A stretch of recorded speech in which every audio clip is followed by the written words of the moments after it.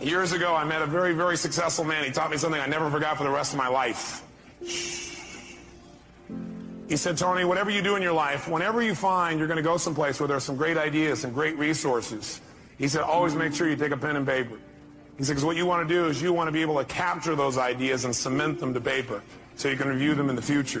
In fact, what he got me to do was to keep a journal, and I would highly encourage you, by the time you come to the next management session, or maybe even during a break today if you wanted to get yourself a hardbound journal. Hardbound journal meaning not a loose leaf.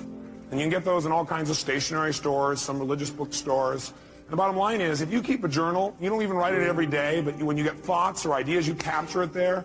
You can't believe what'll happen. You'll start to accumulate a wealth of knowledge and ability and skills and resources that not only will help you, but you can help other people as well.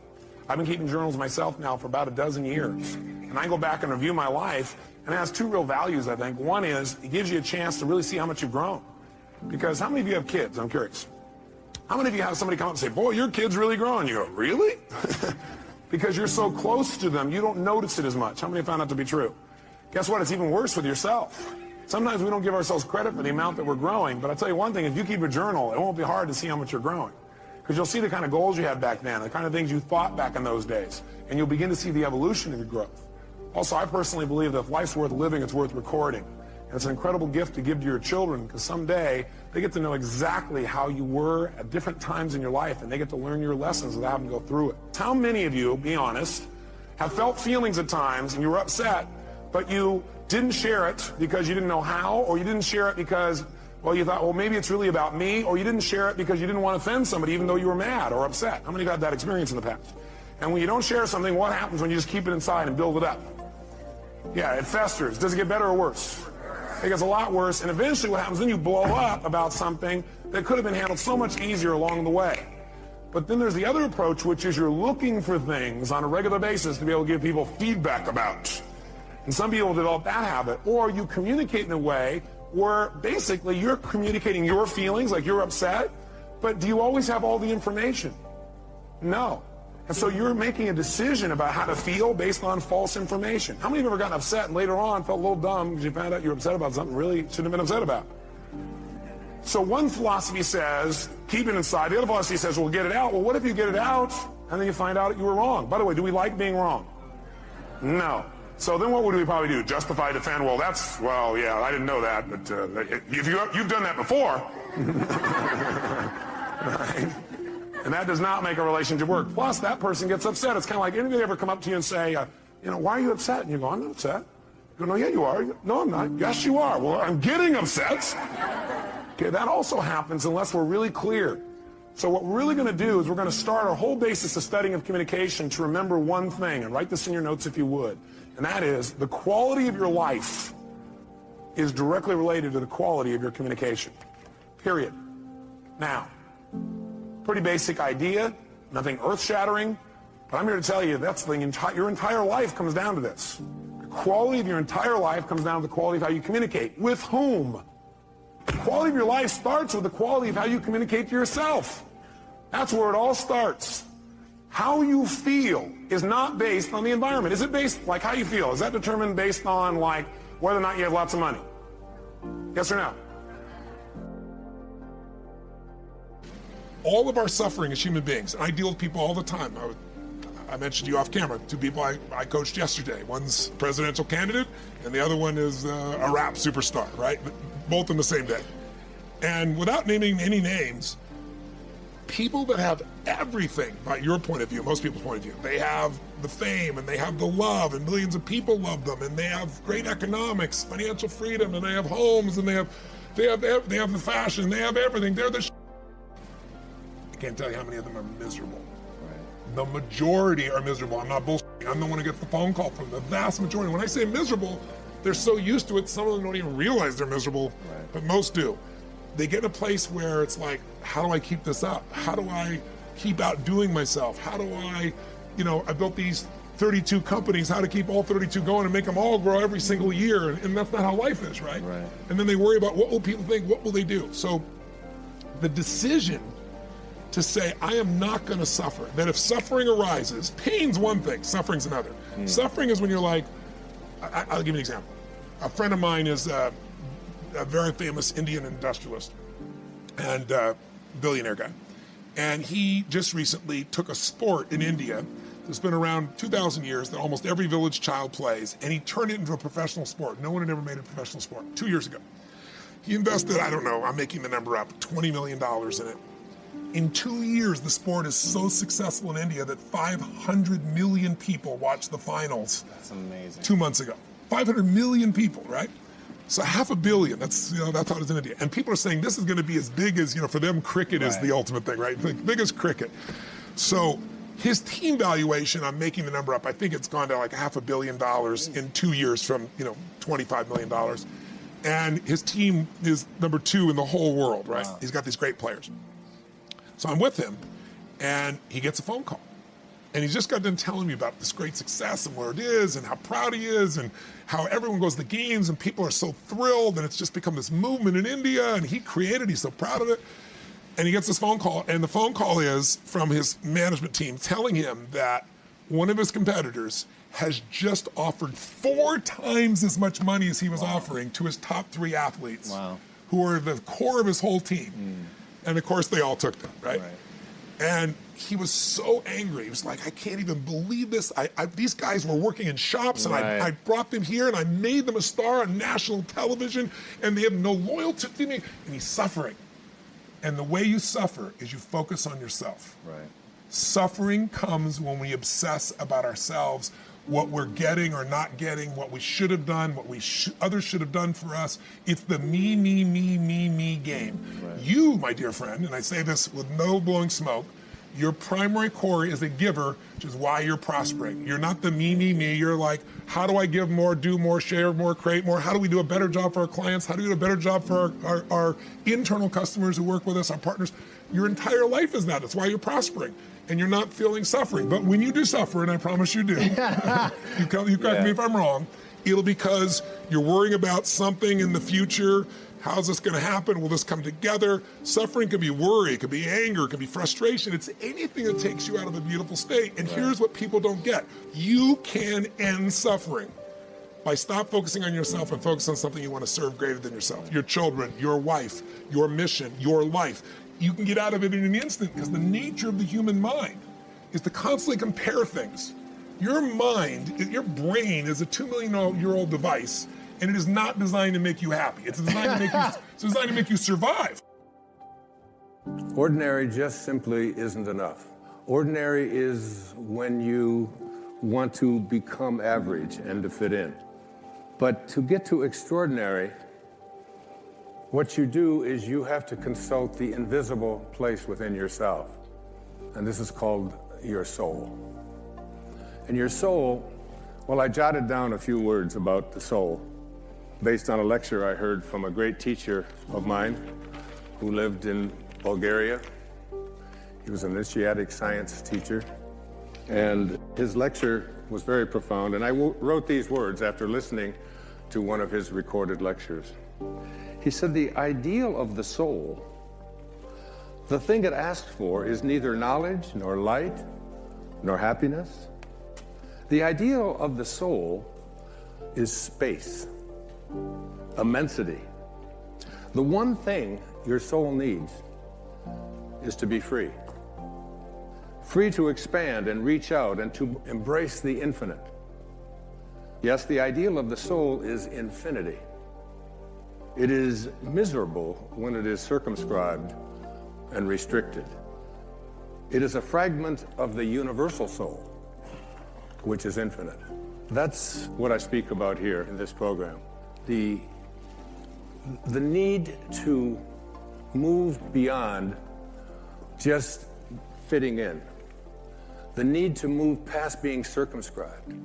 The soul does not like when you get fenced in, when it is told what to do, when it's told it has limitations, when it's told it can't become that. And so many of us go through our life with these enormous limitations that we've placed upon ourselves that have been handed to us from the time that we were little boys and little girls. If you would like to accomplish something, you must first expect it of yourself. And my question to you is, what do you expect of yourself? Do you expect to be able to perform miracles, to attract into your life the kind of prosperity that you are entitled to? Do you expect that you can manifest the kind of relationships that you would like?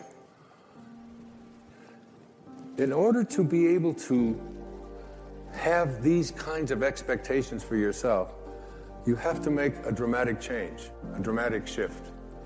You must change what's possible for you and what you believe is possible for you. But the question becomes, who am I? You know, I've been teaching philosophy for 40 years now, either at the high school level or junior high school level or university level, graduate school, and now in stages all over the world and in front of audiences such as this, watching at home and here this evening. Who are you? And what is real? My teacher in India, his name was Nisargadatta Maharaj. He was asked the question, Swami, what is real? Master, what is real? And his response was, that is real, which never changes. So what part of you is real by that definition? Who are you that never changes? So-called unhappiness is also a childish way of trying to change things by being as unhappy as you can about them.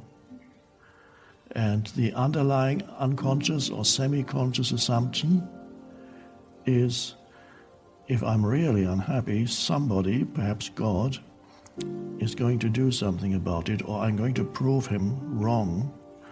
I'm going to show him how dreadful it is, and then finally, this is an unconscious assumption behind the unhappiness, because you believe, if you're habitually and frequently unhappy, you believe that it has a purpose. It's an underlying assumption. Perhaps you wouldn't verbalize it in that way, but you believe that it works for you. Of course it doesn't, but things are going to change, but just need to be really unhappy, so that God finally, even if you don't believe in God, this can still be the mechanism, the underlying unconscious assumption behind it. It's something's going to happen. And of course the opposite is true, because the more unhappy you are with something, the more you are stuck in the situation.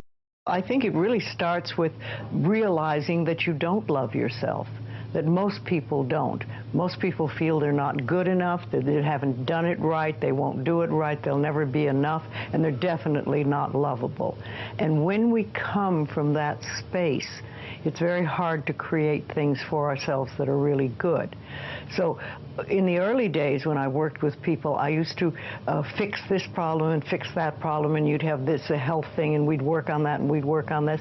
And one day I discovered, much to my amazement, that if I would help people learn to love themselves, to really accept themselves as they are, we didn't have to work around problems, because it was almost like a miracle. Everything seemed to fall away. It's a hard one for people, because we grow up believing that we're not good enough.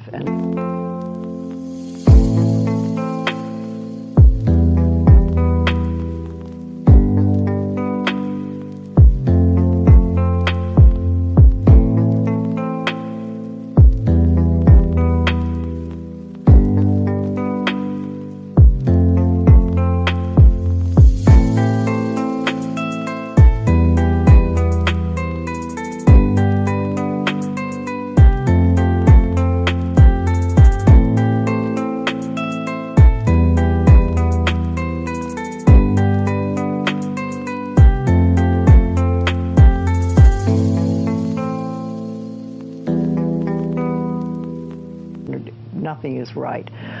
I remember lots of times I would ask people, well, what is really wrong with you? What have you done that is so terrible that you're not acceptable to yourself? And I never, ever, ever got an answer that made any sense. You know, they might say something like, well, I'm too fat. Well, so, you know. But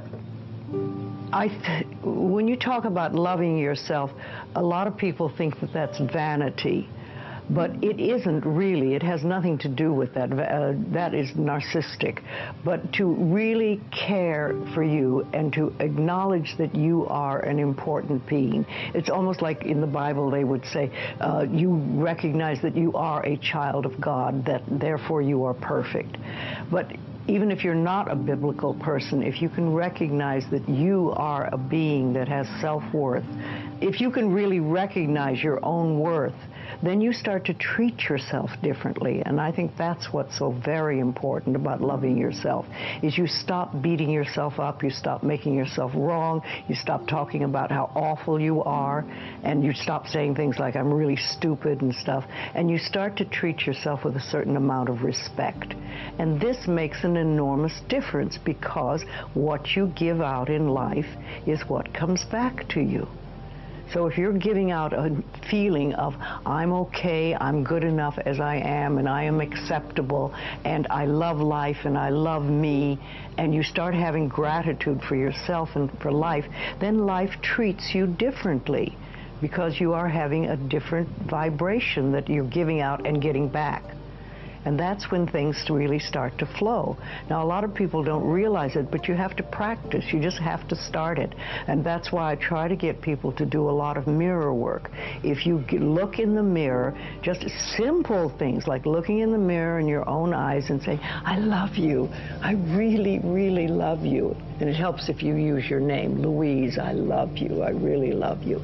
It gets to that little child inside that has been rejected for so long, and it breaks open sort of a dam or a door or whatever you want to call it, and it's like little miracles start to happen. Lots of little good things happen, and the universe loves grateful people. The more grateful you are, the more you get to be grateful about. If we do not do what we cannot do, there's no issue. If we do not do what we can do, we are a disaster. So, I'm saying, at least are you as joyful as you were when you were 5 years of age? At 35, 40, if you are not as joyful and as exuberant as a 5-year-old boy or girl that you were, obviously you're a disaster, because you're not even square one. That was square one of your life when nothing was in your control, all right? You're not even in square one, you sunk deeper. That's a disastrous life. We all get to decide what our values are, what our belief system is, what our rules in life are, the code of ethics that we live by. Those are all decisions that people mistake for empirical truth. But if you want to know how just unempirically true it is, look across all societies, they don't share it. Because each of these places carries with it a value system, a belief system, things that are unique to that group that you grow up in, what your parents tell you about your family, about you, what it means to be you, what you learn in schools, what you see in the media, all of that stuff is shaping how you view yourself and how you view the world. But it's happening insidiously because it is so invisible. People don't realize that they are choices. Now, once you reframe all of this as these are things that I'm choosing to believe.